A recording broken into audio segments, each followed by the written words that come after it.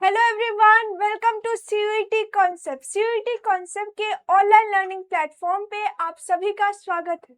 बच्चों, मैं हूं प्रकृति, आपके अकाउंटेंसी और बिजनेस स्टडीज की मेंटोर, और आज हम बात करेंगे आपके CUET PG BEd social science की जो पीवाईक्यूज हैं, जो प्रीवियस ईयर क्वेश्चंस हैं, पिछले 4 सालों में जो क्वेश्चंस आपसे पूछे गए हैं उसके बारे में हम डिस्कस करेंगे। उससे पहले मैं आप सभी को बता दूं कि हमारी जो सीयूईटी कॉन्सेप्ट है वो आपके लिए लेके आई है एक नई बैच।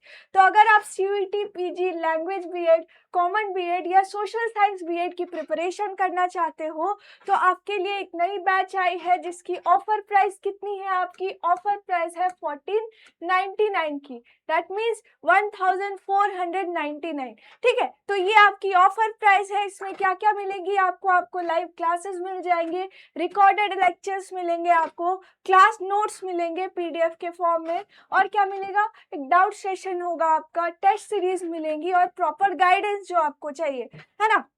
और आपको बता दूं कि हमारी जो एप्लीकेशन है उस पे आपको मॉक टेस्ट भी मिल जाएगी। ठीक है, अभी मॉक टेस्ट आपको हमारे एप्लीकेशन पे मिल जाएगी। ठीक है, तो अब हम बात कर लेते हैं कि कौन कौन से क्वेश्चंस हमसे पूछे गए हैं पिछले 4 साल में। 4 साल मीन्स 2022, 2023, 2024 और 2025 में जो क्वेश्चंस आपसे पूछे गए हैं उसके बारे में हम डिस्कस कर लेते हैं। तो सबसे पहले हम देखेंगे अपने 2022 के क्वेश्चंस। ठीक है, 2022 में जो क्वेश्चंस आपसे पूछे गए हैं कॉमर्स डोमेन में, कॉमर्स में मैं बात करूंगी आपके अकाउंटेंसी और बिजनेस स्टडीज की। तो अकाउंटेंसी और बिजनेस स्टडीज में जो क्वेश्चंस आपसे पूछे गए हैं उसकी बात हम करेंगे। तो सबसे पहला क्वेश्चन हम देखते हैं जो कि आपके अकाउंटेंसी का है। क्वेश्चन क्या है कि the capital of a company is divided into number of parts, each one of which is known as. अब बोला जा रहा है कि जो कंपनी की कैपिटल होती है वो डिफरेंट डिफरेंट पार्ट्स में डिवाइडेड रहती है ना, स्मॉल पार्ट्स में डिवाइडेड रहती है। तो उसे हम क्या बोलते हैं?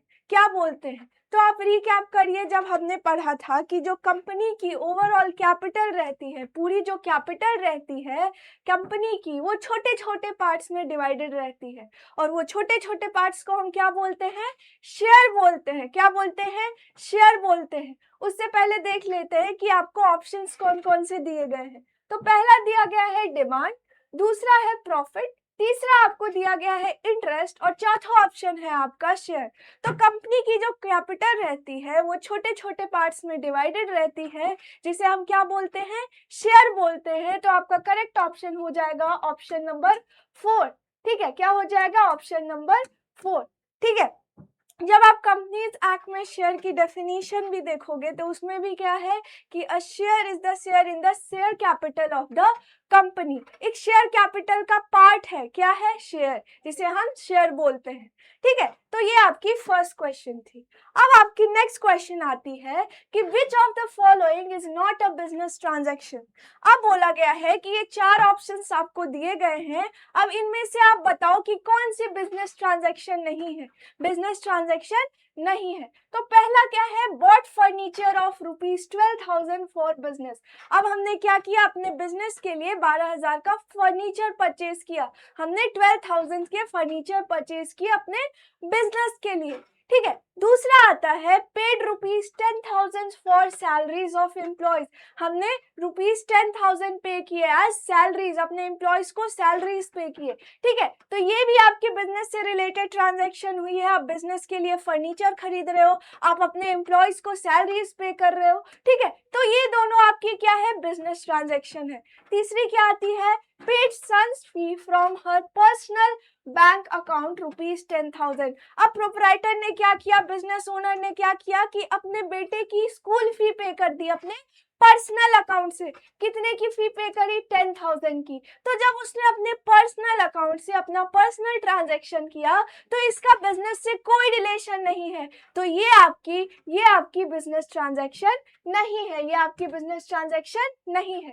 ठीक है, फिर क्या आता है? कि paid ₹5,000 son's fees from the business. अब क्या किया, अब ये दूसरी बात हो गई। अभी हमने थर्ड ऑप्शन देखा, फोर्थ ऑप्शन आता है कि प्रोपराइटर या ओनर ने क्या किया है कि अपने बेटे की फी किससे पे करी है, बिजनेस के अकाउंट से। मतलब उसने क्या किया है, ड्रॉइंग्स किया है। हमने देखा था कि ड्रॉइंग्स क्या होती है कि जब बिजनेस से प्रोपराइटर या ओनर क्या करता है, अपनी पर्सनल चीजों के लिए कुछ पैसा निकालता है या कुछ गुड्स विड्रॉ करता है, तो उसे हम क्या बोलते हैं, ड्रॉइंग बोलते हैं। ठीक है, तो ये भी बिजनेस से रिलेटेड है। आपसे पूछा क्या जा रहा है कि कौन सी ट्रांजैक्शन बिजनेस से रिलेटेड नहीं है, तो आपका कौन सा ऑप्शन करेक्ट हो जाएगा, ऑप्शन 3, क्योंकि इसमें क्या कर रहा है, जो ओनर है बिजनेस का, वो अपने बेटे की फी अपने पर्सनल अकाउंट से पे कर रहा है ना, बिजनेस अकाउंट से पे ना करके पर्सनल अकाउंट से पे कर रहा है, तो इससे बिजनेस का कोई लेना देना नहीं है। तो यहाँ करेक्ट ऑप्शन आपका हो जाता है ऑप्शन नंबर 3। कौन सा ऑप्शन करेक्ट है आपका, ऑप्शन नंबर 3। ठीक है, अब देखो, अब थर्ड टाइप के क्वेश्चंस आपके आते हैं, दैट इज असर्शन रीजन। ठीक है, हमने अभी तक जो थ्योरी, बेसिक थ्योरी क्वेश्चंस थी आपकी, उन्हें देखा। अब हम देखेंगे कि एक क्या करती है, एक असर्शन रीजंस वाले क्वेश्चंस बहुत पूछती है। ठीक है, अब क्वेश्चन क्या है, on the given below basis of the period, the assertion में क्या दिया गया है कि on the given below basis of period the different sources of funds can be categorised into 3 parts. ठीक है, one of them is long term sources. अब बोलते हैं कि जब हम टाइम पीरियड की बात करें, तो टाइम पीरियड के बेसिस पे जो सोर्सेज ऑफ फंड है वो आपके 3 पार्ट्स में, 3 कैटेगरीज में डिवाइडेड है। एक आपका long term sources of fund आता है, एक आता है medium term sources of fund, और एक क्या आता है आपका short term sources of funds. तो यहाँ बात किसकी की गई है, long term sources of fund. तो सही बोला गया है कि 3 कैटेगरीज की हमारी सोर्सेज आती हैं, 3 टाइप्स की क्या होती है, हमारी सोर्सेज ऑफ फंड होती है, जिसे हम पीरियड के बेसिस पे डिवाइड करते हैं, कैटेगराइज करते हैं, और उसमें से एक आपका आता है long term sources of fund, long term sources of fund. अब रीजन में क्या दिया गया है कि the long-term sources of fund fulfill the financial requirements of an enterprise for a period exceeding 5 years, and it includes sources such as shares, debentures, long-term borrowings and loans from financial institution. अब reason में हम क्या देख रहे हैं कि जो हमारा रीजन है वो किसे एक्सप्लेन कर रहा है, long term sources of fund को। कि long term sources of fund क्या होती है, इसमें ऐसी फंड होती है जो बिजनेस की लॉन्ग टर्म रिक्वायरमेंट को फुलफिल करती है। मतलब जो बिजनेस की रिक्वायरमेंट लॉन्गर पीरियड में होती है, जो एक्सीड करती है 5 ईयर, जो 5 साल से ज्यादा की होती है, और इसमें जो सोर्सेज आते हैं, इसमें जो आपके मेथड्स नहीं, जो टूल जैसे होता है ना सोर्सेज, अब इसमें से अलग अलग सिक्योरिटीज आती हैं आपकी, जिसमें आपकी शेयर्स आती है ना, डिबेंचर्स आते हैं, लॉन्ग टर्म बोरोइंग्स आती हैं, लोन्स आते हैं। तो अलग अलग सिक्योरिटीज आएंगी, शेयर्स आएंगी, है ना, फिर क्या आएगी आपकी डिबेंचर्स आएगी जो कंपनी इशू करती है। इसके अलावा जो लॉन्ग टर्म लोन्स हो गए या फिर कुछ बोरोइंग्स हो गई, जो किससे कर रहे हो आप, फाइनेंशियल इंस्टीट्यूशन से या बैंक से। तो जो रीजन है वो आपकी लॉन्ग टर्म सोर्सेस को क्या कर रही है, एक्सप्लेन कर रही है। अब ऑप्शंस क्या क्या दिए गए हैं, in the light of the above statement choose the most appropriate answer from the given option, from the options given below. पहला ऑप्शन है, बोला जा रहा है कि both assertion and reason are correct and reason is the correct explanation of assertion. अब बोला जा रहा है कि आपका जो असर्शन है वो भी सही है, रीजन भी सही है, और जो रीजन है वो असर्शन को करेक्टली एक्सप्लेन कर रहा है। दूसरा ऑप्शन क्या है, both assertion and reasons are correct but reason is not the correct explanation of assertion। दूसरा क्या ऑप्शन है, बोला जा रहा है कि दोनों ही assertion भी और reason भी करेक्ट है, लेकिन जो reason है वो assertion को करेक्टली एक्सप्लेन नहीं कर रहा है। तीसरा क्या है कि assertion is correct but reason is wrong। अब बोला जा रहा है कि जो आपका assertion है वो सही है, लेकिन reason जो है आपकी वो गलत है। और चौथा ऑप्शन क्या है कि assertion is not correct but reason is correct। मतलब आपका assertion सही है और जो reason है वो सही नहीं। हमने क्या देखा कि हमारा assertion भी सही है, assertion भी सही है। फिर हमने देखा हमारा रीजन भी सही है। अब हमें क्या देखना है कि हमारा जो रीजन है वो हमारे असर्शन को करेक्टली एक्सप्लेन कर रहा है कि नहीं। मतलब ये तो नहीं होगा, थर्ड ऑप्शन तो नहीं होगा, फोर्थ भी नहीं होगा। अब या तो आपकी फर्स्ट ऑप्शन करेक्ट होगी, नहीं तो सेकेंड ऑप्शन करेक्ट होगी। तो जब हमने रीजन को देखा तो हमने क्या देखा कि जो रीजन है हमारी वो लॉन्ग टर्म सोर्सेस को एक्सप्लेन कर रही है कि क्या होती है लॉन्ग टर्म सोर्सेस, उसमें क्या क्या चीजें आती है। तो जो हमारा रीजन है वो हमारे असर्शन को करेक्टली एक्सप्लेन कर रहा है, इसीलिए हमारा करेक्ट ऑप्शन क्या हो जाएगा, option 1, that is both assertion and reason are correct and reason is the correct explanation of assertion. कौन सा करेक्ट ऑप्शन है, ऑप्शन 1। ठीक है, मतलब हमारा असर्शन रीजन दोनों ही सही है और जो हमारा रीजन है वो हमारे असर्शन को करेक्टली एक्सप्लेन कर रहा है। ठीक, अब आपका नेक्स्ट क्वेश्चन आता है कि a bank reconciliation statement is prepared by. अब बोला जा रहा है कि जो बैंक रिकॉन्सिलेशन स्टेटमेंट होती है ये कौन प्रिपेयर करता है। सबसे पहले आप क्या समझो कि बैंक रिकॉन्सिलेशन स्टेटमेंट जो है वो अकाउंट होल्डर क्या करता है, प्रिपेयर करता है। क्यों प्रिपेयर करता है, वो अपने अकाउंट्स की, अपने जो रिकॉर्ड्स है उसकी एक्यूरेसी को चेक करने के लिए।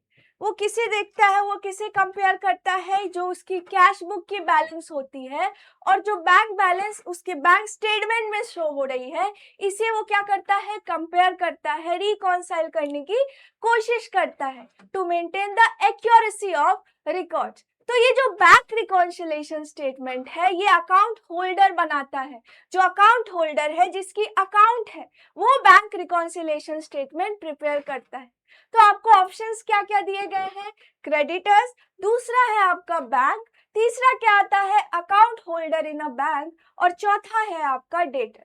तो कौन बैंक रिकॉन्सिलेशन स्टेटमेंट बनाता है, अकाउंट होल्डर। तो आपका करेक्ट ऑप्शन हो जाएगा option 3, that is account holder of a bank. जिसकी अकाउंट है एक बैंक में, जो अकाउंट होल्डर है वो क्या करता है, वो क्या करता है, बैंक रिकॉन्सिलेशन स्टेटमेंट प्रिपेयर करता है। ठीक है, तो आपका करेक्ट ऑप्शन हो जाएगा option 3, that is account holder in a bank. तो ये सारी क्वेश्चंस आपसे पूछी गई थी 2022 में, किससे, आपके अकाउंटेंसी से और बिजनेस स्टडीज से। ठीक है, ये सारे क्वेश्चंस आपको देखने को मिले थे। हालांकि हम बात करें तो आपको 2022 में सिर्फ अकाउंटेंसी से क्वेश्चंस देखने को मिले थे, इसमें से अभी तक हमने बिजनेस स्टडीज की क्वेश्चंस को नहीं देखा। लेकिन जब हम आगे आगे नेक्स्ट ईयर की बात करेंगे, चाहे वो 2023 हो या 2024 हो या 2025 हो, तो उसमें आप देखोगे कि आपसे अकाउंटेंसी के भी क्वेश्चंस पूछे गए हैं और बिजनेस स्टडीज के भी क्वेश्चंस कुछ पूछे गए। अब हम बात करेंगे कि 2023 में कौन कौन से क्वेश्चंस आपके आए हैं अकाउंटेंसी और बिजनेस स्टडीज के सेक्शंस। ठीक है, इससे पहले 1 मिनट मुझे देखना।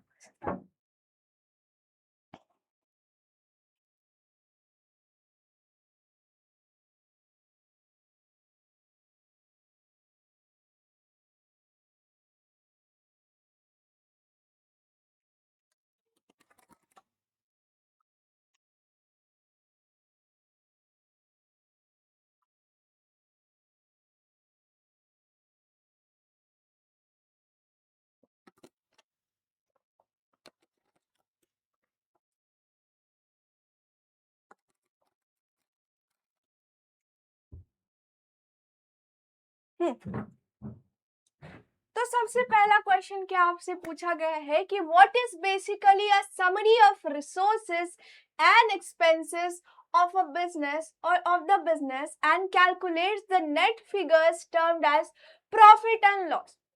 अब आपको 4 ऑप्शंस दिए गए हैं और बताया जा रहा है, सॉरी पूछा जा रहा है कि इनमें से कौन हमें क्या देता है, समरी देता है, किसके, बिजनेस के, एंटरप्राइज के एक्सपेंसेस का, उसके रिसोर्सेज का या उसकी रिसिप्ट्स का।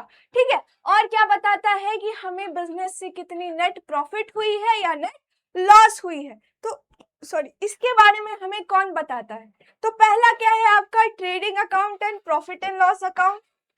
दूसरा आता है receipt and payment and income and expenditure account. तीसरा आता है आपका फंड फ्लो स्टेटमेंट और चौथा क्या आता है आपका बैलेंस शीट।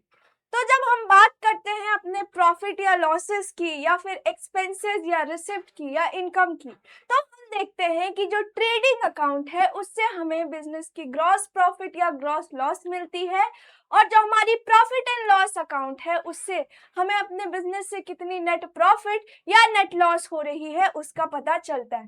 तो यहाँ करेक्ट ऑप्शन आपका हो जाता है option 1, that is trading account and profit and loss account, क्योंकि प्रॉफिट एंड लॉस अकाउंट से हमें बिजनेस की जो नेट प्रॉफिट या नेट लॉस का पता चलता है। तो करेक्ट ऑप्शन कौन सा है आपका? Option 1, that is trading account and profit and loss account.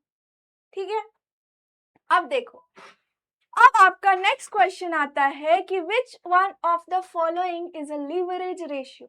अब पूछा जा रहा है कि ये 4 ऑप्शंस आपको दिए गए हैं और इनमें से लीवरेज रेशियो कौन सा है।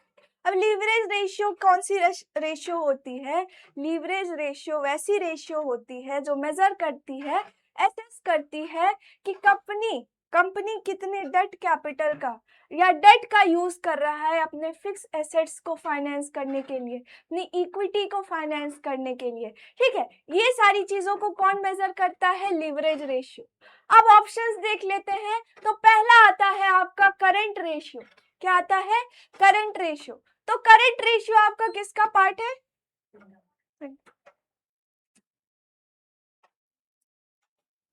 करंट रेशियो किसका पार्ट है? करंट रेशियो आपकी लिक्विडिटी रेशियो का पार्ट है। किसका पार्ट है? लिक्विडिटी रेशियो का पार्ट है।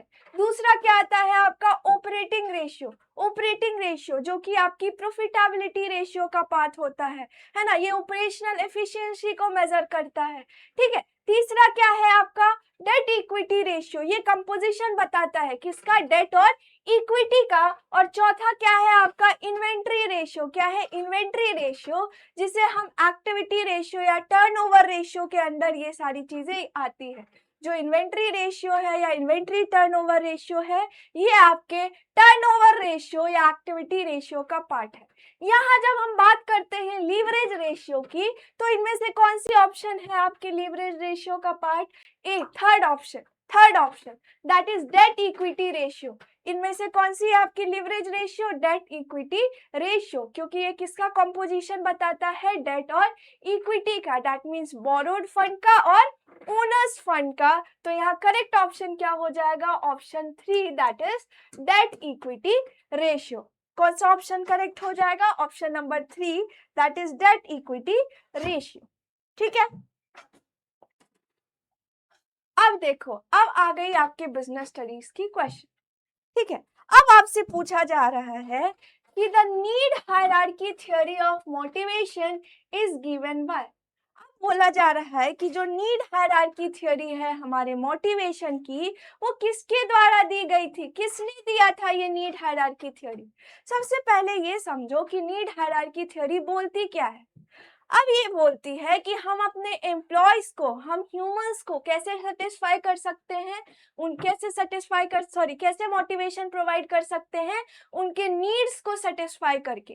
तो इस थ्योरी के अंदर जो ह्यूमन नीड्स है उसे कैटेगराइज किया गया था 5 नीड्स में। From lower level needs to higher level needs में क्या किया गया था? इसे कैटेगराइज किया गया था, जिसमें आपकी पहली आती है बेसिक फिजियोलॉजिकल नीड्स, फिर आती है आपकी सेफ्टी एंड सिक्योरिटी नीड्स, ठीक है, फिर आपकी सोशल नीड्स आती है, फिर आता है आपका एस्टीम नीड्स, और लास्ट में क्या है आपकी सेल्फ फुलफिलमेंट या सेल्फ एक्चुअलाइजेशन नीड्स। तो इसमें में क्या होता है कि जब हम ह्यूमन नीड्स को सेटिस्फाई करते हैं तो उससे उसे मोटिवेशन मिलती है। अब इन नीड्स के अंदर बहुत सारी चीजें आती है जिसके बारे में हमने पढ़ा था। तो ये जो नीड हायरार्की थ्योरी है मोटिवेशन की, ये किसके द्वारा दी गई थी? अब्राहम मैस्लो के द्वारा। किसके द्वारा दी गई थी? अब्राहम मैस्लो के द्वारा। तो यहाँ करेक्ट ऑप्शन हो जाएगा आपका option number 1, that is Abraham Maslow. किसने दिया था? अब्राहम मैस्लो ने। ठीक है, अब देखो, फिर आपको असर्शन रीजन वाले क्वेश्चन देखने को मिल गए। ठीक है, ऐसी क्वेश्चंस फेवरेट होती है एनटीए की, है ना, असर्शन रीजन वाली, क्योंकि ये क्वेश्चन में ना बच्चे कंफ्यूज हो जाते हैं इसीलिए। हालांकि ये ज्यादा टफ नहीं है, बस आपको आपकी जो कंसेप्ट है वो क्लियर रहनी चाहिए। आप जब क्वेश्चन को पढ़ोगे, समझोगे, तब आप ऑटोमेटिकली क्या करोगे, क्वेश्चंस को सॉल्व कर दो। अब देखो क्वेश्चन क्या है, given below are the two statements, दो स्टेटमेंट्स आपको दी गई हैं, one is labelled as assertion A, एक आपका असर्शन है, and the other is labelled as reason R, और दूसरा आपका रीजन है जिसे हम आर से डिनोट कर रहे हैं, असर्शन को ए से डिनोट कर रहे हैं। अब असर्शन क्या बोलती है कि persons who have worked in an organisation for a long period of time and perform well may not need capacity building and upgradation of skills। अब बोला जा रहा है कि जो लोग एक ऑर्गेनाइजेशन में कंटिन्यूअसली काम कर रहे हैं और अच्छे तरीके से परफॉर्म कर रहे हैं, तो उनको कैपेसिटी बिल्डिंग की या फिर स्किल्स अपग्रेडेशन की जरूरत नहीं होती है। बोला जा रहा है कि जो लोग कंटिन्यूअसली ऑर्गेनाइजेशन में काम करते हैं तो उनको जरूरत नहीं होती है ट्रेनिंग प्रोवाइड करने की, उनको उनकी डेवलपमेंट करने की जरूरत नहीं होती है, उनकी कैपेसिटी बिल्डिंग करने की जरूरत नहीं होती है, उनकी स्किल्स को अपग्रेड करने की जरूरत नहीं होती है। क्या ऐसा होता है? क्या ऐसा होता है? नहीं, ये सेंटेंस आपकी गलत है, ये जो स्टेटमेंट है गलत है। क्यों? क्योंकि जो बिजनेस एनवायरनमेंट है उसके बारे में हम जानते हैं कि जो हमारी बिजनेस एनवायरनमेंट है वो एवर चेंजिंग है, वो डायनेमिक है, उसमें क्या होती है, कंटिन्यूअसली चेंजेस होते रहती हैं। तो जैसे जैसे चेंजेस होती हैं उसके हिसाब से हमें खुद को अडेप्ट करना पड़ता है, ताकि तभी हम क्या कर पाते हैं, जो कॉम्पिटिटिव बिजनेस वर्ल्ड है या फिर बिजनेस एनवायरनमेंट जो है उसमें क्या कर पाते हैं, सर्वाइव कर पाते हैं। तो इसके लिए स्किल अपग्रेडेशन की बहुत ज़रूरत होती है। तो ये जो स्टेटमेंट है ये आपकी रॉन्ग है। अब रीजन देख लेते हैं। रीजन क्या बोल रहा है कि competent employees do not remain competent for ever. अब बोला जा रहा है कि जो लोग अभी जिनके पास अभी कैपेबिलिटी है, जो लोग अभी एबल हैं, कैपेबल हैं, कॉम्पिटेंट हैं, जिनके पास नेसेसरी कॉम्पिटेंसीज हैं, स्किल्स हैं, है ना, क्वालिफिकेशन नहीं, स्किल्स है, नॉलेज है एक काम को परफॉर्म करने की, हो सकता है वो लॉन्गर टर्म में कॉम्पिटेंट ना रहे। तो सही बोला जा रहा है। जैसे जैसे देखो, जैसे जैसे बिजनेस एनवायरनमेंट चेंज होगी तो हमें उस तरह की स्किल की जरूरत होती है ना, नॉलेज की जरूरत होती है, उस तरह की कॉम्पिटेंसी की जरूरत होती है, जिसके लिए हमें कंटिन्यूअसली क्या करना होता है, अपना स्किल अपग्रेड करना होता है ट्रेनिंग और डेवलपमेंट के थ्रू। तो ये स्टेटमेंट क्या है, आपकी करेक्ट है। अब इसके हिसाब से कौन सी ऑप्शन आपकी करेक्ट हो जाएगी, तो इन the light of above statement choose the most appropriate answer from the options given below. तो पहला तो बोला जा रहा है कि असर्शन रीजन दोनों ही करेक्ट है, और जो रीजन है वो असर्शन को करेक्टली एक्सप्लेन कर रहा है, तो ये ऑप्शन तो आपका नहीं होगा। दूसरा क्या है कि both A and R are correct, मतलब जो असर्शन और रीजन दोनों ही करेक्ट है, और जो रीजन है वो आपके असर्शन को करेक्टली एक्सप्लेन नहीं कर रहा है, तो ये दोनों ऑप्शंस तो नहीं होंगे। तीसरा है कि असर्शन करेक्ट है और रीजन फॉल्स है। नहीं, ऐसा नहीं, असर्शन हमारा गलत है और रीजन ट्रू है, मतलब थर्ड ऑप्शन भी नहीं होगा। तो करेक्ट ऑप्शन कौन सा हो जाएगा आपका, ऑप्शन नंबर 4, क्योंकि क्या है, इसमें दिया गया है कि जो हमारी असर्शन है, assertion is not correct and but reason is correct, but जो रीजन है हमारा वो करेक्ट है। तो यहाँ करेक्ट ऑप्शन आपका हो जाएगा option 4, that is assertion is not correct but reason is true. ठीक है, तो आपका करेक्ट ऑप्शन क्या है, ऑप्शन नंबर 4। ठीक है, आगे बढ़े। ठीक है, अब देखो ये सारे क्वेश्चंस आपको देखने को मिले थे आपके अकाउंटेंसी और बिजनेस स्टडी से 2023 में, 2023। अब हम बात करेंगे उन क्वेश्चंस की जो आपको 2024 में पूछे गए थे, ईयर 2024 में पूछे गए थे। तो वैसे कौन कौन से क्वेश्चंस हैं, तो सबसे पहला आपका आता है national stock exchange was established in which year. अब बोला जा रहा है कि जो नेशनल स्टॉक एक्सचेंज है वो कब स्टैब्लिश हुई थी। तो मैं आपको बता दूं कि जो हमारी नेशनल स्टॉक एक्सचेंज है NSE वो स्टैब्लिश हुई थी 1992 में। 1992 में वो स्टैब्लिश हुई थी, है ना। 1993 में क्या हुआ, उसे रिकॉग्नाइज किया गया as a stock exchange by SEBI, है ना, securities and exchange board of India ने उसे रिकॉग्नाइज किया था एज अ स्टॉक एक्सचेंज। कौन से ईयर में, 1993 में। ठीक है। 1992 में स्टैब्लिशमेंट हुई है ना, 1993 में उसे रिकॉग्नाइज किया गया एज अ स्टॉक एक्सचेंज। उसने अपनी फंक्शनिंग कब स्टार्ट की, अपनी ऑपरेशन कब स्टार्ट की, 1994 में उसने अपनी फंक्शनिंग स्टार्ट की। और 1996 में उसने क्या पब्लिश किया, उसने क्या लॉन्च किया, उसने लॉन्च किया अपना निफ्टी 50 इंडेक्स जो है आपका, वो उसने लॉन्च किया, पब्लिश किया कब, 1996 में। और उसकी स्टैब्लिशमेंट हुई थी हमारे 1992 में। तो यहाँ करेक्ट ऑप्शन क्या हो जाता है आपका, ऑप्शन 1। ठीक है, तो कौन सा करेक्ट ऑप्शन है, ऑप्शन 1। 1992 में उसकी स्टैब्लिशमेंट हुई, 1993 में उसे रिकॉग्नाइज किया गया as a stock exchange by SEBI. 1994 में क्या की, उसने अपनी फंक्शनिंग स्टार्ट करी। और 1996 में उसने क्या पब्लिश किया, क्या किया पब्लिश, जो निफ्टी 50 इंडेक्स है, ठीक है, उसे क्या किया, उसने पब्लिश किया, है ना। तो ये थी आपकी डेटा रिलेटेड, किस रिलेटेड डेटा थी आपकी, किससे रिलेटेड है, किससे रिलेटेड है, नेशनल स्टॉक एक्सचेंज से। ठीक है, अब देखो, अब नेक्स्ट क्वेश्चन आपकी आती है कि मैच लिस्ट 1 एंड लिस्ट 2। अब मैचिंग क्वेश्चंस भी आपको पूछे जाते हैं। ठीक है, तो लिस्ट 1 पहले हम देख लेते हैं कि यहाँ टाइप्स ऑफ डिबेंचर्स की बात की गई है। और लिस्ट 2 में जो सेकेंड पार्ट है, जो सेकेंड कॉलम है आपकी, उसमें उसकी मीनिंग दी गई है। आपको क्या करना है, मैच करना है, क्या करना है, मैच करना है। अब सबसे पहले हम देखेंगे सिक्योर्ड डिबेंचर्स। ठीक है, तो इनमें से देख लेते हैं कौन सा ऑप्शन हमारा करेक्ट होगा। तो पहला है payable on the expiry of specific period. क्या सिक्योर्ड डिबेंचर वैसी डिबेंचर होती है, कर देते हैं, उसे रिडीम कर देते हैं? तो नहीं, ऐसा हमने नहीं पढ़ा था।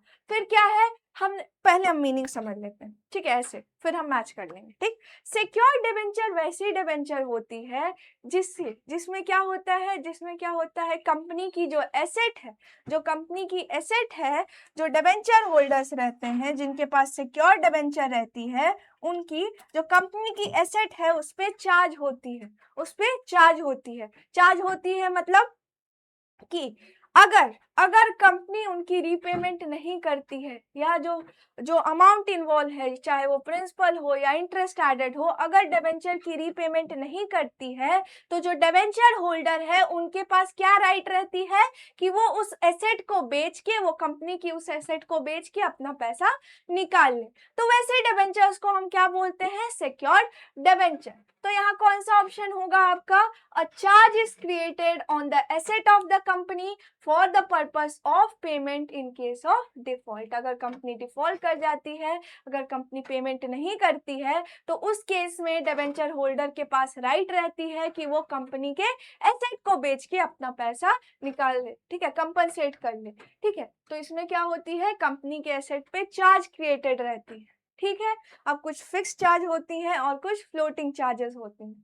ठीक है, अब अनसिक्योर्ड डिबेंचर्स वैसी डिबेंचर्स रहती हैं जिनमें जो कंपनी की एसेट है उस पे कोई चार्ज नहीं रहती है ना, इस पे कंपनी के एसेट पे कोई चार्ज नहीं रहती है। तो कौन सा हो जाएगा, option 3, that is do not have a specific charge on the assets of the company. ठीक है, अब आता है आपका परपेचुअल डिबेंचर्स। परपेचुअल डिबेंचर्स या इसे आप इररिडीमेबल डिबेंचर्स भी बोलते हो। ये ऐसी डिबेंचर्स होती है जिसकी जो रीपेमेंट है, रीपेमेंट की टर्म्स एंड कंडीशंस क्या होती है, स्टेटेड नहीं रहती है कंपनी के द्वारा।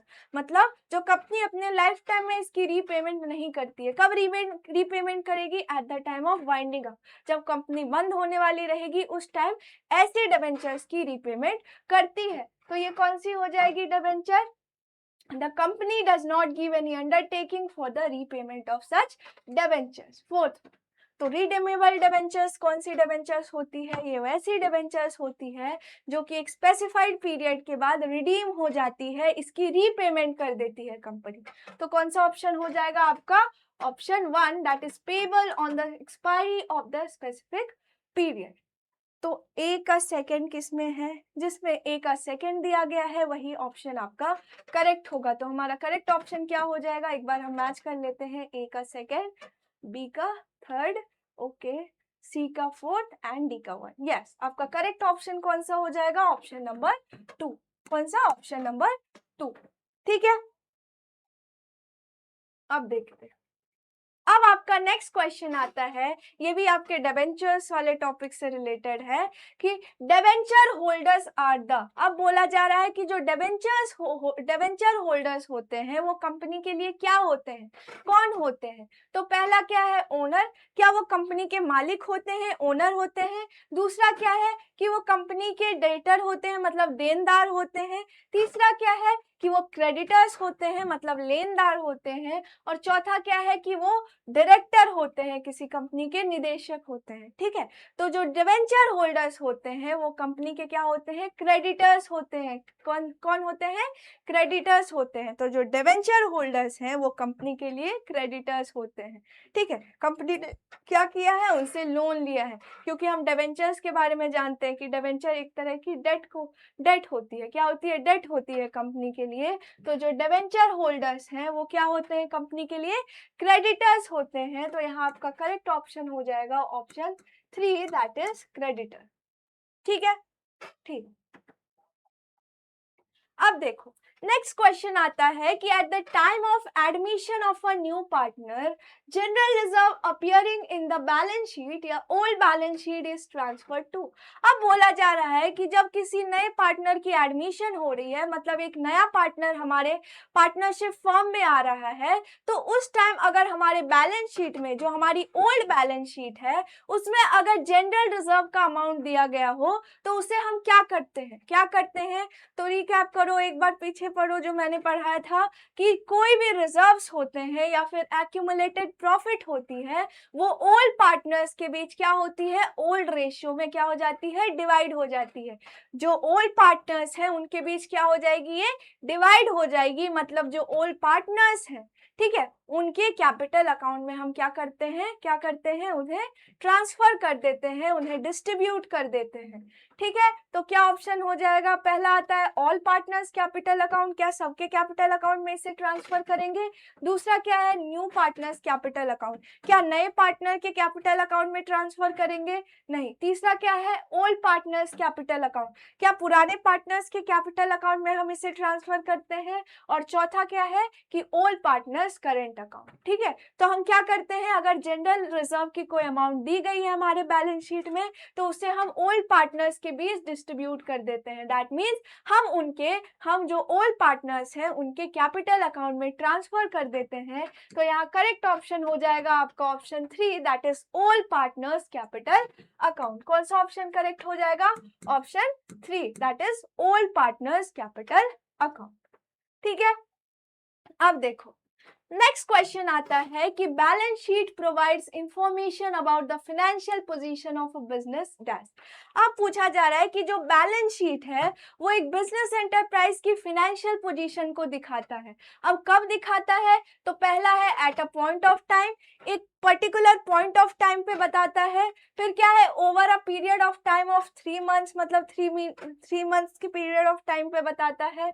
Over a period of time of 6 months time period पे बताता है, या for a period of time of 9 months. ठीक है, तो जब हम बैलेंस शीट की बात करते हैं तो जो बैलेंस शीट है वो एक बिजनेस एंटरप्राइज की फाइनेंशियल पोजीशन को eight a particular point of time बताता है। एक पर्टिकुलर पॉइंट ऑफ टाइम पे बिजनेस की क्या मार्केट स्टैंडिंग है, क्या उसकी फाइनेंशियल पोजीशन है, उसे वो बताता है। तो यहाँ आपका करेक्ट ऑप्शन हो जाएगा option 1, that is at a particular point of time या at a point of time. तो यहाँ करेक्ट ऑप्शन कौन सा है, ऑप्शन 1। कौन सा ऑप्शन करेक्ट है, ऑप्शन 1। ठीक है, अब देखो, अब आपके न्यूमेरिकल क्वेश्चंस आ गए, न्यूमेरिकल क्वेश्चन। अब क्या है, profit for the following years are given. आपको 5 साल की प्रॉफिट दी गई है, 2013 की, 2014 की, 2015 की, 2016 की और 2017 की। ठीक है, 5 साल की प्रॉफिट दी गई है।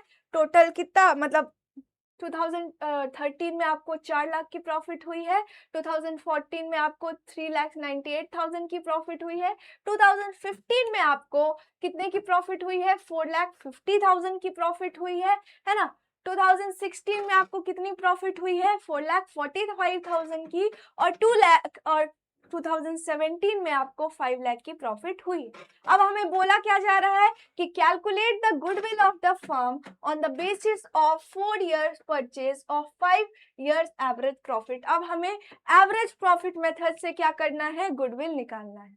ठीक है, क्या करना है, गुडविल निकालना है। तो उसके लिए सबसे पहले हम क्या करेंगे, सबसे पहले हम एवरेज प्रॉफिट निकालेंगे। क्या करेंगे, एवरेज प्रॉफिट निकालेंगे। एवरेज प्रॉफिट निकालने के लिए हमें क्या करना होगा कि इन सारे प्रॉफिट्स को पहले ऐड करना होगा और टोटल नंबर ऑफ जितने साल की हमें प्रॉफिट दी गई है, टोटल नंबर ऑफ ईयर्स से हमें इसे डिवाइड करना होगा। तो सबसे पहले हम इसकी टोटल कर लेते हैं। तो टोटल कितना आएगा इसका, टोटल ये हो गया आपका 0 0 0।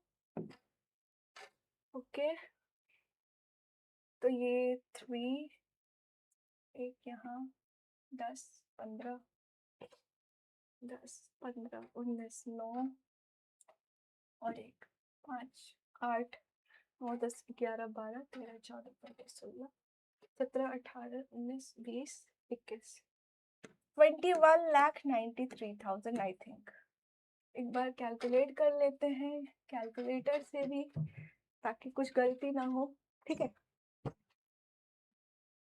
एक मिनट,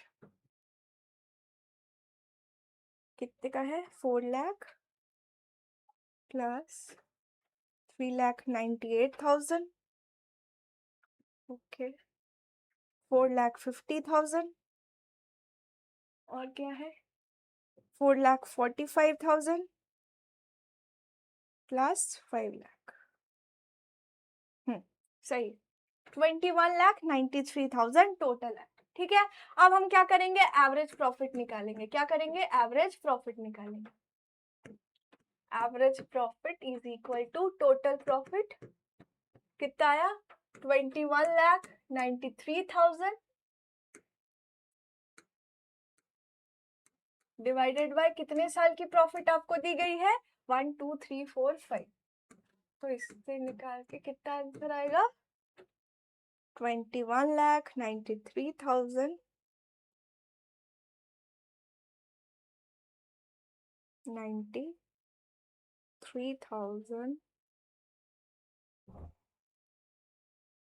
डिवाइडेड बाय 5, तो आएगा आपका 4,38,600। ये आपकी एवरेज प्रॉफिट हो गई।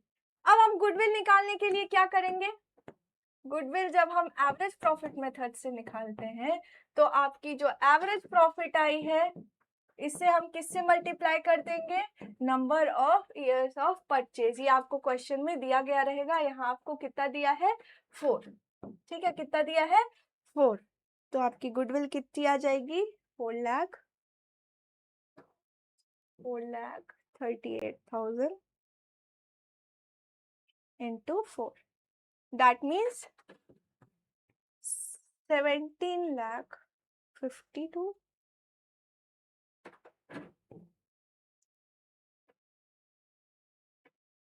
एक मिनट रुक जाओ, कुछ गलती हो गई है, एक मिनट चेक कर लेती हूँ मैं ऑप्शंस।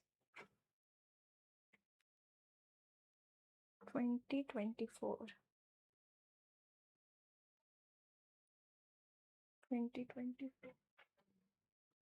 मेरे से एरर हुआ है, फिर से कैलकुलेट करते हैं। ठीक है, पहला क्या है आपका, पहला है 4 lakh plus 3,98,000 plus 4,50,000 plus 4,45,000 plus 5 lakh, okay 21,93,000। ठीक है, ये आपकी आ गई टोटल प्रॉफिट। इसे हम डिवाइड करेंगे, कितने साल की प्रॉफिट दी गई है, 1 2 3 4 5। ठीक है, 5, तो 21,93,000 डिवाइडेड बाय 5। ओ यस, ये यहाँ मेरे से छूट गया था, देखा मैंने 4,38,000 लिखा था, लेकिन ये कितना है, ये कितना है आपका 4,38,600। ठीक है, वो मैंने लिखने में गलती कर दी। तो आपकी कितनी आएगी गुडविल? इंटू 4, तो आ गया आपका 17,54,400। कितनी गुडविल आएगी आपकी? 17,54,400। तो ये आपकी गुडविल आएगी। ठीक है, कहाँ एरर हो गई थी? मैंने वो लिखने में यहाँ गलती कर दी थी। मैंने बस यहाँ 4,38,000 लिख दिया था, लेकिन हमारी गुडविल कितनी आई थी? 4,38,600। ये 600 का डिफरेंस की वजह से क्या हुआ? आंसर गलत आया। कोई बात नहीं। तो यहाँ करेक्ट ऑप्शन क्या हो जाएगा आपका? ऑप्शन 1। क्या हो जाएगा? Option 1, that is 17,54,400। ये आपकी गुडविल हो जाएगी। आंसर 1। एक कौन सा ऑप्शन करेक्ट है? ऑप्शन 1। ठीक है, अब देखो नेक्स्ट क्वेश्चन आता है कि which of the following is not a principle given by Henry Fayol. अब बोला जा रहा है कि इनमें से कौन सी ऐसी प्रिंसिपल है जो हेनरी फ्योल द्वारा नहीं दी गई थी। हेनरी फ्योल कौन है? हेनरी फ्योल है आपके फादर ऑफ एडमिनिस्ट्रेटिव मैनेजमेंट या जनरल मैनेजमेंट बोल सकते हो आप। इन्हें हम फादर ऑफ एडमिनिस्ट्रेटिव मैनेजमेंट बोलते हैं। ठीक है, एडमिनिस्ट्रेटिव मैनेजमेंट। अब इन्होंने हमें 14 प्रिंसिपल्स ऑफ मैनेजमेंट दिए थे। कितने प्रिंसिपल दिए थे? 14 प्रिंसिपल्स दिए थे। कितने प्रिंसिपल्स मिले थे हमें? 14 प्रिंसिपल्स। ठीक है, तो अब पूछा जा रहा है कि इनमें से कौन सी ऐसी प्रिंसिपल है जो हेनरी फ्योल द्वारा नहीं दी गई थी। तो पहला है आपका यूनिटी ऑफ कमांड। तो unity of command Henry Fayol ने दिया था। ठीक है, unity of command Henry Fayol द्वारा दी गई थी। दूसरा क्या है आपका? Unity of direction. Unity of direction भी हेनरी फ्योल ने दिया था। ठीक है, यूनिटी ऑफ कमांड बोलती है कि जो एक सबऑर्डिनेट है वो किसे आंसरेबल है, वो किसे रिपोर्ट करेगा? बस एक बॉस को। मतलब एक सबऑर्डिनेट के लिए बस एक ही बॉस ऑर्डर्स दे सकता है। ठीक है, वो मल्टीपल बॉसेस से ऑर्डर्स नहीं ले सकता है। यूनिटी ऑफ डायरेक्शन बोलती है कि वन हेड वन प्लान, मतलब जो अलग अलग डिपार्टमेंट्स हैं उनके अलग अलग प्लान्स होते हैं। ठीक है, लेकिन जो उनकी कलेक्टिव एफर्ट कहाँ होनी चाहिए? Towards the achievement of organisational goal. तो इनमें आइडिया आता है आपका, एक आइडिया की बात करते हैं, that is one head one plan. ठीक है, जो अलग अलग डिपार्टमेंट्स हैं उनके इंडिविजुअल गोल्स रहते हैं जो कि क्लियरली स्टेटेड रहते हैं। जो डिपार्टमेंटल हेड्स हैं वो उसे क्लियर करते हैं कि क्या उनको करना है, जो रेस्पेक्टिव डिपार्टमेंट्स हैं उन्हें क्या करना है। लेकिन जो उनका काम होता है, जो उनकी एफर्ट्स होती है, वो किसके लिए होती है?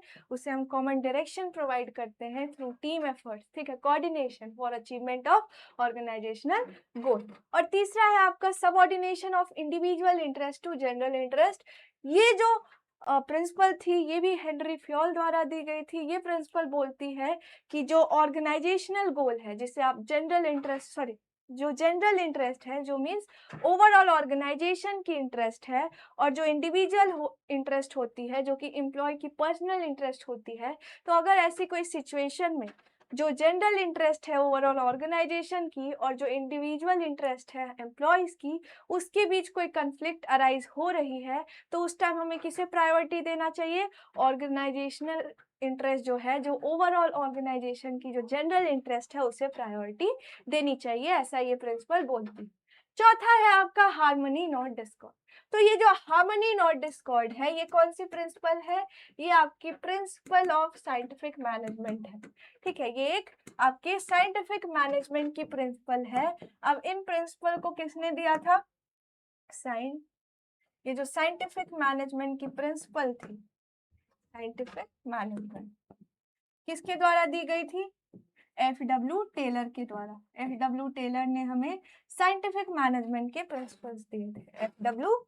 टेलर। ठीक है, इन्होंने साइंटिफिक मैनेजमेंट के कुछ प्रिंसिपल्स और टेक्निक्स हमें बताए थे।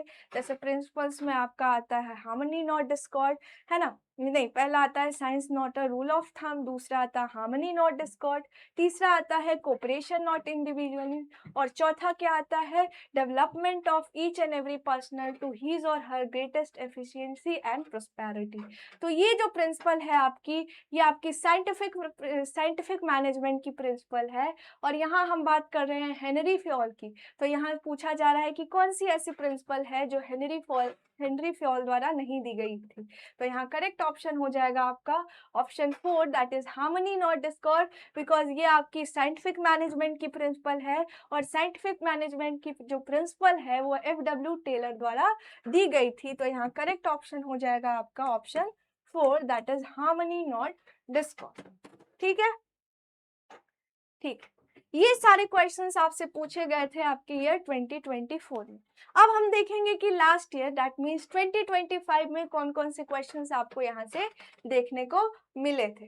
तो सबसे पहला वही है आपका प्रिंसिपल्स ऑफ मैनेजमेंट से रिलेटेड। अभी तक हमने बात करी, अभी जो हमारा लास्ट क्वेश्चन था इसमें हमने बात की कि कौन सी ऐसी प्रिंसिपल है जो हेनरी फ्योल द्वारा नहीं दी गई थी। लेकिन इसमें क्या पूछा जा रहा है कि which of the following is not a principle of Taylor. यहाँ हम बात कर रहे हैं कि ऐसी कौन सी प्रिंसिपल है जो टेलर द्वारा नहीं दी गई थी। टेलर मीन्स FW टेलर, जिन्होंने हमें साइंटिफिक मैनेजमेंट के प्रिंसिपल्स दिए थे। किसके? साइंटिफिक मैनेजमेंट के। अभी हमने डिस्कस किया था, उन्होंने 4 प्रिंसिपल्स दिए थे हमें साइंटिफिक मैनेजमेंट के, और कुछ टेक्निक्स भी थे जैसे standardisation and simplification of work, है ना, फंक्शनल फॉर्मैनशिप, है ना, कुछ वर्क स्टडीज के बारे में भी हमने पढ़ा है। ठीक है, तो science not a rule of thumb, अभी हमने डिस्कस किया, ये साइंटिफिक मैनेजमेंट की एक प्रिंसिपल है। दूसरी क्या है? हार्मनी नॉट डिस्कॉर्ड, ये भी साइंटिफिक मैनेजमेंट की प्रिंसिपल है। तीसरा क्या है?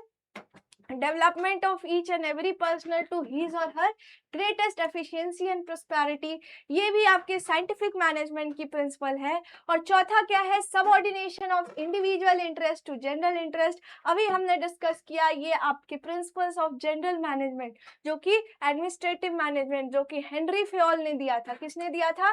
हेनरी फ्योल ने दिया था। तो यही आपसे पूछा जा रहा है कि इनमें से कौन सी प्रिंसिपल है वैसी है जो कि FW टेलर ने नहीं दिया था। तो आपका करेक्ट ऑप्शन कौन सा हो जाएगा? ऑप्शन 4, क्योंकि ये प्रिंसिपल्स ऑफ मैनेजमेंट जो जनरल मैनेजमेंट या एडमिनिस्ट्रेटिव मैनेजमेंट है उसकी प्रिंसिपल। ठीक है, ठीक, आगे बढ़े। ठीक, अब बोला जा रहा है कि which of the following is not a part of activity ratio. अब इसमें से बोला जा रहा है कि इनमें से कौन सी ऐसी रेशियो है जो कि एक्टिविटी रेशियो या आप इसे टर्नओवर रेशियो बोलते हो, टर्नओवर रेशियो का पार्ट नहीं है। तो पहला क्या है? इन्वेंट्री टर्नओवर रेशियो, ये इसका एक पार्ट होता है। डेटा टर्नओवर रेशियो, ये भी इसकी एक पार्ट है। तीसरा है वर्किंग कैपिटल टर्नओवर रेशियो, ये भी आपके टर्नओवर या एक्टिविटी रेशियो का पार्ट है। और चौथा क्या आता है आपका? इंटरेस्ट कवरेज रेशियो, ये आपकी सॉल्वेंसी रेशियो का पार्ट है। तो यहाँ आपका करेक्ट ऑप्शन हो जाएगा ऑप्शन 4, क्योंकि यहाँ से आपसे पूछा जा रहा है कि कौन सी ऐसी रेशियो है जो कि एक्टिविटी रेशियो या फिर टर्नओवर रेशियो का पार्ट नहीं है। तो वो कौन सी है? आपकी इंटरेस्ट कवरेज रेशियो, क्योंकि ये किसकी पार्ट है? आपकी सॉल्वेंसी रेशियो का पार्ट है। किसका पार्ट है? Solvency ratio. अब देखो, अब आता है कि the dash ratios provide the information critical to the long run operation and bankruptcy of the firm. अब ऐसी कौन सी रेशियो है जो बिजनेस के लॉन्ग रन ऑपरेशंस के बारे में बताती है कि बिजनेस लॉन्ग रन में कैसे सरवाइव करेगी, बैंकरप्सी के बारे में बताती है। तो इसके बारे में कौन बताती है? Solvency ratio. सॉल्वेंसी रेशियो क्या बताती है, क्या मेजर करती है, क्या एसेस करती है कि बिजनेस अपने लॉन्ग टर्म डेट या लाइबिलिटीज को पे करने में एबल है कि नहीं, पे करने के लिए एबल है कि नहीं, बिजनेस की एबिलिटी है कि नहीं, बिजनेस कैपेबल है कि नहीं अपने लॉन्ग टर्म ऑब्लिगेशंस या लाइबिलिटीज को मीट करने के लिए, चाहे वो प्रिंसिपल हो या फिर इंटरेस्ट ऑब्लिगेशन हो। ठीक है, तो जब हम लॉन्ग रन ऑपरेशंस की बात करते हैं तो इसके बारे में कौन हमें बताता है? Solvency ratio. कौन बताता है? Solvency ratio. तो यहाँ आपका करेक्ट ऑप्शन हो जाएगा option 3, that is solvency ratio. ठीक है, अब देखो, अब क्या है कि according to Louis Allen what are the elements of delegation. अब पूछा जा रहा है कि लुइस एलन के हिसाब से कौन कौन से एलिमेंट्स होते हैं डेलीगेशन के। डेलीगेशन क्या होती है? डेलीगेशन में जो सुपीरियर है वो वर्क बर्डन की वजह से, जब एक इंसान सारा काम करता है तो उस पर वर्कलोड ज्यादा हो जाती है, तो वो वर्कलोड या वर्क बर्डन को कम करने के लिए वो अपने इमीडिएट सबऑर्डिनेट को क्या करता है? अथॉरिटी ट्रांसफर कर देता है, थोड़ी रिस्पॉन्सिबिलिटी अथॉरिटी दे देता है तो उस प्रोसेस को हम डेलीगेशन बोलते हैं। अब डेलीगेशन की कौन कौन सी एलिमेंट्स होती है? पहला आपका अथॉरिटी आता है, दूसरा रिस्पॉन्सिबिलिटी आती है और तीसरा accountability. Authority means decision making power, power to give orders, ठीक है। Responsibility means obligation to perform the work. और तीसरी अगर आप अकाउंटेबिलिटी या आंसरेबिलिटी की बात करते हो तो जो काम आपको दिया गया है उसके आंसर्स के लिए, ठीक है, सॉरी, उसके रिजल्ट के लिए आप आंसरेबल हो, आपके पास जवाबदेही है। तो कौन कौन से एलिमेंट्स होते हैं? अथॉरिटी, रिस्पॉन्सिबिलिटी और अकाउंटेबिलिटी। अब ये किस में है? BDE। कौन सा ऑप्शन करेक्ट हो जाएगा आपका? Option A, that is BDE, authority, responsibility and accountability. कौन सा करेक्ट ऑप्शन हो जाएगा? ऑप्शन ए, ठीक है। 1। अब देखो, अब नेक्स्ट क्वेश्चन आता है कि Supriya has defaulted the first call of ₹20 and final call of ₹30 for a share which is having a face value of ₹100। Supriya एक शेयर होल्डर है, उसने क्या डिफॉल्ट किया? उसने अपना फर्स्ट कॉल पे नहीं किया है और फाइनल कॉल पे नहीं किया। फर्स्ट कॉल कितने की थी? ₹20 की थी और जो फाइनल कॉल है वो आपकी 30 की है, मतलब टोटल ₹50 उसने एक शेयर पे नहीं किया है। और शेयर की टोटल फेस वैल्यू क्या थी? 100 की थी, मतलब 100 में उसने 50 ऑलरेडी पे कर दिया है और 50 पे नहीं किया, ठीक है। The number of share which Supriya has is 300 share. अब सुप्रिया के पास कितने शेयर्स हैं कंपनी के? 300 शेयर्स हैं। अब पूछा क्या जा रहा है कि find out the amount to be transferred to forfeiture account. अब पूछा जा रहा है कि फॉरफीचर अकाउंट में कितना अमाउंट जाएगा, है ना। फॉरफीचर अमाउंट में आपका कितना अकाउंट जाएगा, ठीक है। तो फॉरफीचर अकाउंट में कितना जाएगा अमाउंट? जो एक कंपनी को ऑलरेडी रिसीव हो चुकी है, एक कंपनी को जितनी अमाउंट ऑलरेडी रिसीव हो चुकी है।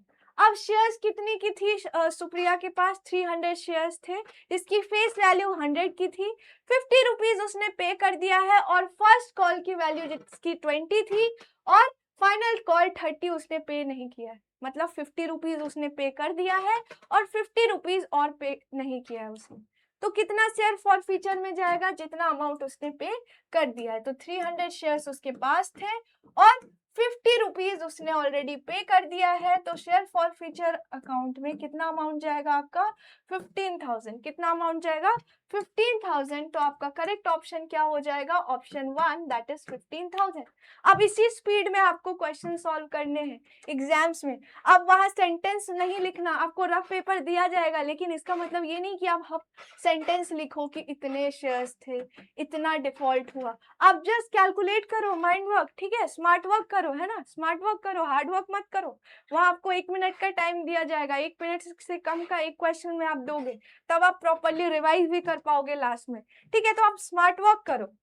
सुप्रिया के पास 300 शेयर्स थे, ₹50 डिफॉल्ट हो गए, मतलब उसने पे नहीं किया, मतलब ₹50 उसने पे कर रखा होगा। अब कितने अमाउंट जाएंगे शेयर फॉरफीचर में? कितने जाएंगे? जो कंपनी को ऑलरेडी रिसीव हो चुके, मतलब ₹50 रिसीव हो चुके हैं। तो 300 शेयर पे जब ₹50 रिसीव हो रही है, ठीक है, तो कितना आएगा आपका? 15,000, ठीक है। तो ऐसे आप सॉल्व करो। अब पूछा जा रहा है कि which of the following are और is not a depository participant. अब इनमें से बताओ कौन से डिपॉजिटरी पार्टिसिपेंट्स नहीं है। तो पहला है NSDL, पहला क्या है? NSDL, ठीक है। दूसरा क्या है? दूसरा आता है आपका CDSL, ठीक है, दूसरा क्या है? CDSL। तो पहला है आपका नेशनल सिक्योरिटीज डिपॉजिटरी लिमिटेड, दूसरा क्या है? सेंट्रल डिपॉजिटरी सर्विसेज लिमिटेड, और तीसरा क्या है आपका? NSE, that is national stock exchange, और चौथा क्या आता है? SEBI, that is security and exchange board of India. तो ये जो NSDL या CDS है, मतलब जो नेशनल सिक्योरिटीज डिपॉजिटरी लिमिटेड, या हम बात करें सेंट्रल डिपॉजिटरी सर्विसेज लिमिटेड, तो ये दोनों क्या है? आपके डिपॉजिटरीज हैं, डिपॉजिटरी पार्टिसिपेंट्स हैं। लेकिन ये जो NSE है, ये क्या है? आपका एक तरह का स्टॉक एक्सचेंज है। कौन है? स्टॉक एक्सचेंज है। और ये क्या है? SEBI एक एपेक्स इंस्टीट्यूशन है, रेगुलेटरी बॉडी है, जो कि आपके सिक्योरिटीज मार्केट को क्या करती है? रेगुलेट करती है, मॉनिटर करती है। तो डिपॉजिटरी पार्टिसिपेंट्स आपके ये दोनों हैं, और बाकी कि ये दोनों आपके, एक आपकी स्टॉक एक्सचेंज है और एक रेगुलेटरी बॉडी है। तो इसमें से पूछा जा रहा है कि कौन सी डिपॉजिटरी पार्टिसिपेंट नहीं है, कौन सी नहीं है, सी एंड डी। तो यहाँ करेक्ट ऑप्शन हो जाएगा आपका option 3, that is C and D. ठीक है,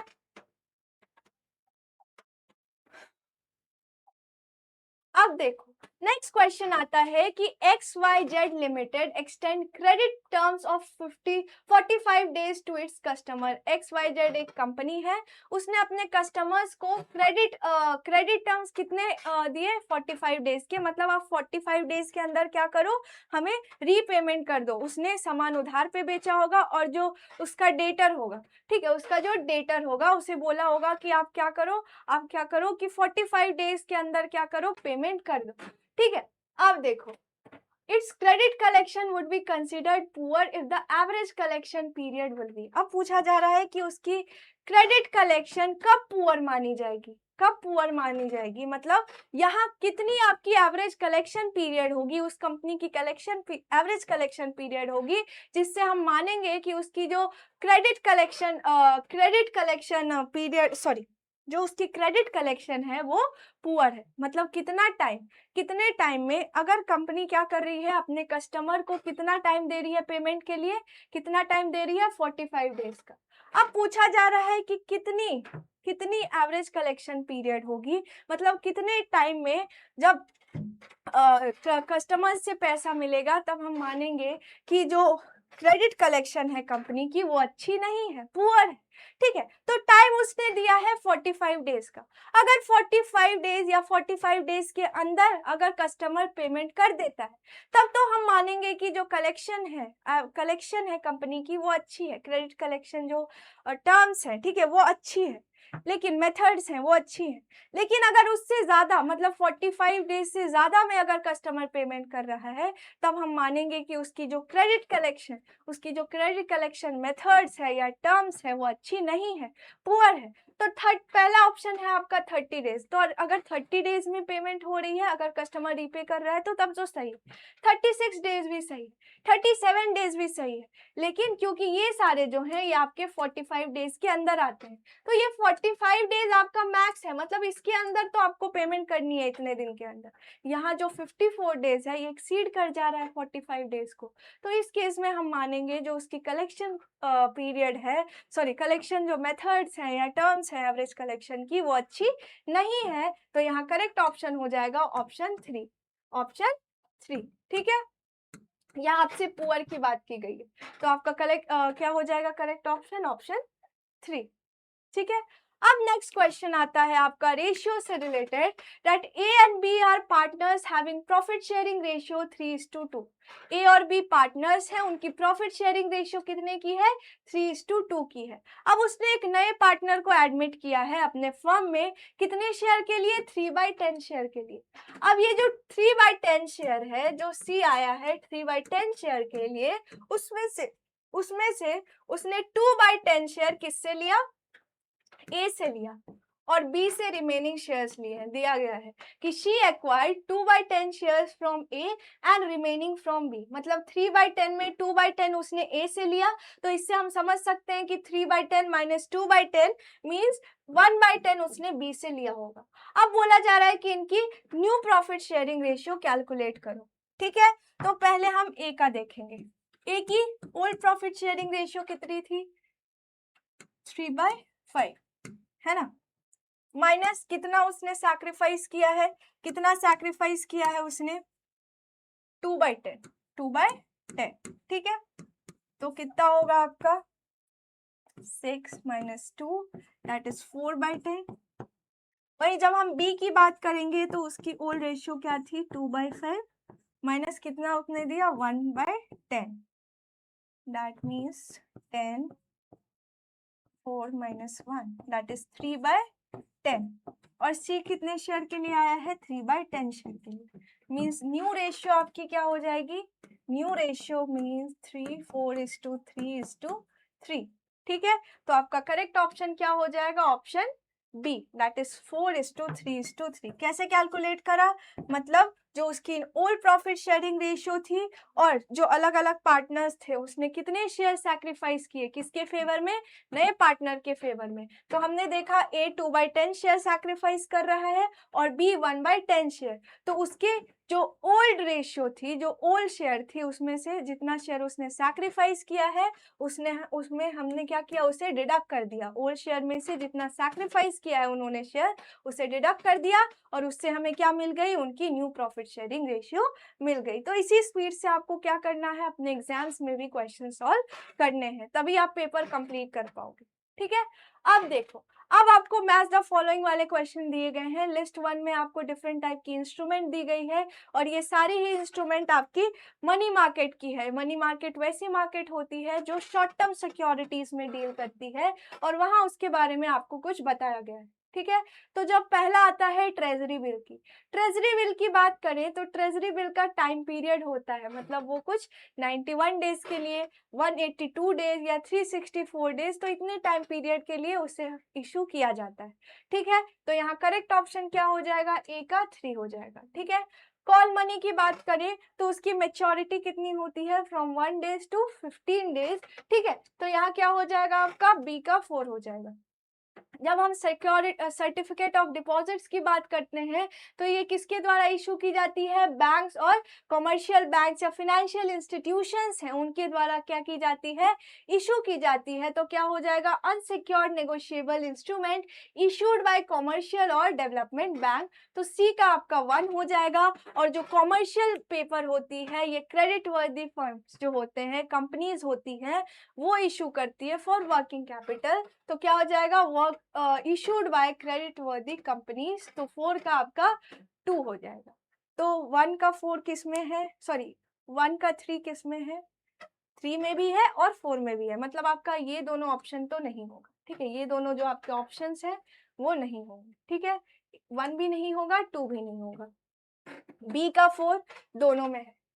अब देखते हैं सी का 1 किस में है, सी का 1 आपके डी में है। ठीक है, मतलब सी, ये 3 भी नहीं होगा, तो आपका करेक्ट ऑप्शन कौन सा हो जाएगा, option number 4, that is a का 3, बी का 4, ठीक है, सी का 1 और डी का 2। तो यहाँ आपका करेक्ट ऑप्शन हो जाएगा ऑप्शन 4। ठीक है, तो ये आपकी सिक्योरिटीज थी सारी, है ना, जो कि मनी मार्केट की सिक्योरिटीज है। ठीक है, मनी मार्केट में ये सारी सिक्योरिटीज डील होती है, ये शॉर्ट टर्म सिक्योरिटी। ठीक है, समझ में आ गई सारी चीजें। तो ये सारे क्वेश्चंस आपको पूछे गए थे आपके एग्जाम्स में पिछले 4 साल में, चाहे वो हम 2022 की बात करें, 2023 की बात करें, 2024 की बात करें या 2025 की बात करें। तो इससे आपको आइडिया लग सकता है कि कैसे क्वेश्चंस आपसे पूछे जाएंगे। तो आई होप कि आपको सारी चीजें समझ में आई हो। फिर भी अगर कोई भी डाउट हो तो एक बार आप मुझे कमेंट सेक्शन में जरूर बताना। मैं कोशिश करूंगी कि नेक्स्ट वीडियो में आप सभी के डाउट्स को क्लियर करूं, कवर करूं। तब तक के लिए थैंक यू।